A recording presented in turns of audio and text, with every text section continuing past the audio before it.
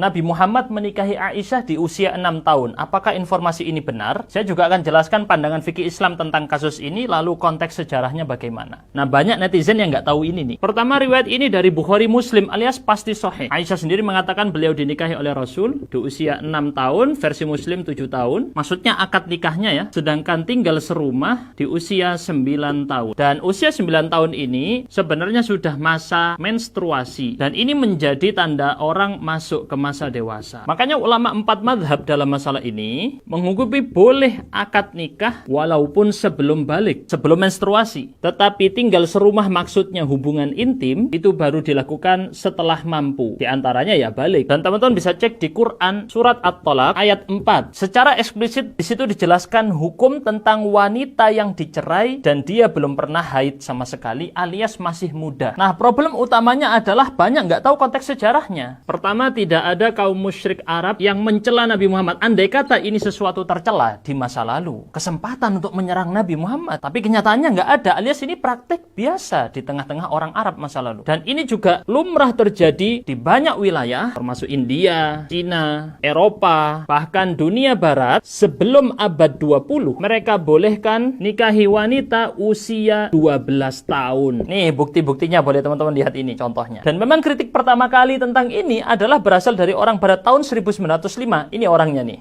Sebelum itu selama 1200 tahun lebih tidak ada yang mengkritik ini sama sekali. Bukti lainnya, di ajaran Yahudi dan Kristen itu boleh untuk menikahi wanita laki-laki di usia yang sama 12 tahun. Dalilnya apa? Lihat di Mishnah Kiddusin pasal 2 ayat 1. Dan di gereja-gereja juga dibolehkan di abad pertengahan. Nah, tapi pun Muslim kontemporer ada yang mengkritik tahun ini karena tidak sesuai secara historis. Ada yang mengatakan sebenarnya pernikahan itu terjadi di usia Aisyah 14 sampai 18 tahun, bukan di usia 9 tahun. Dan teman-teman mau data yang lebih lengkap dari ini, sudah kami jadikan PDF, kami bagikan gratis hanya di grup WhatsApp Al-Mahbarah. Yang mau join grupnya, ketik kata grup di kolom komentar.